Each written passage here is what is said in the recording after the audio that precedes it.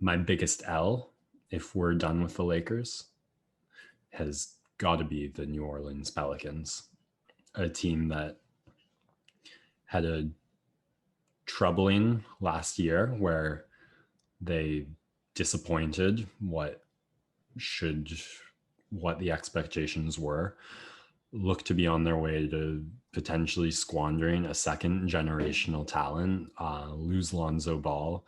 We're in the talks for Kyle Lowry picking up an improved point guard and end up taking Devonte Graham.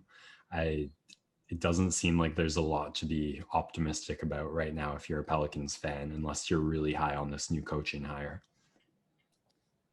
Yeah, the starting backcourt goes from Bledsoe, Ball to Graham, Satoransky for this Pelicans team. They already played zero defense, so I guess it's going to be negative defense next year for the Pelicans unless Ingram and Zion buy in.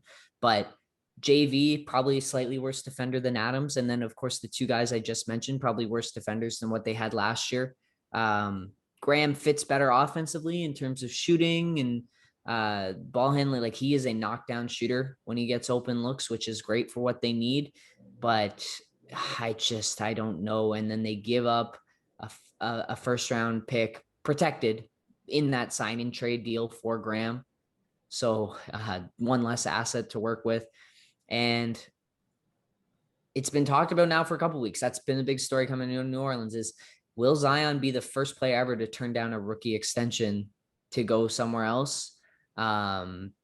It's possible because it seems like they want to win right now, but they didn't have the pieces together yet to go and win right now. And now they're scrambling to try and make Zion happy, but it's only making things worse. And they're going to have to either hit on a couple of picks, have big developments from a couple guys, or it's going to be a Brandon Ingram package trade for like a Bradley Beal or a Damian Lillard to really turn things around in New Orleans. I agree. They're a loser for sure. And probably the biggest loser for me in the Western Conference. Yeah, there's not really much more to say than that. They want to win right now, but don't seem to know how. I liked the Bledsoe and Adams flip to grab Valanciunas, and I'm curious to see how that works out. I think he's a bit more of the prototypical big man, and him doing his thing might give Zion a little more energy to focus on what he does best. But other than that, it's hard to see any W's in this offseason for them. And maybe the chip on the shoulder is what they need, but it's not optimistic. Don't get me wrong, though. I am going to watch as many minutes of Zion as I can next season, even if the rest of the team is a tire fire, because he is just so awesome to watch. Yeah, another league pass lister.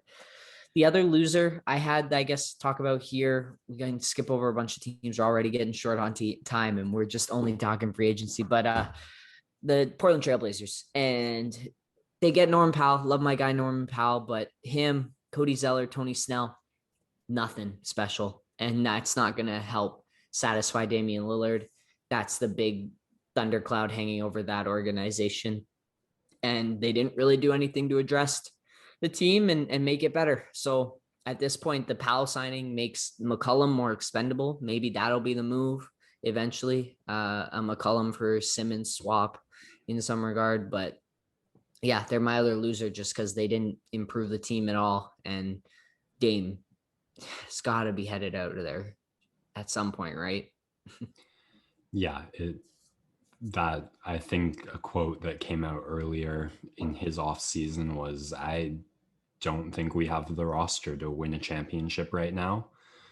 And it seems like the talks, the rumors, all that gossip heated up a bit more than he was comfortable with. And there seems to have been a lid really clamped down on it. Maybe the Simmons stuff is just overshadowing all of this. I haven't heard much out of Portland in the last 2 weeks, but everything was hearing before, not satisfied with where it is, looking for more, absolutely nothing done for this team. It just doesn't, in a really loaded Western division. Despite like some Herculean consistency from Dame, there needs to be more to build a winning team. And maybe the Trailblazers and Pelicans should just get together and form a super team, because as is, each team vitally missing something the other has. Yeah.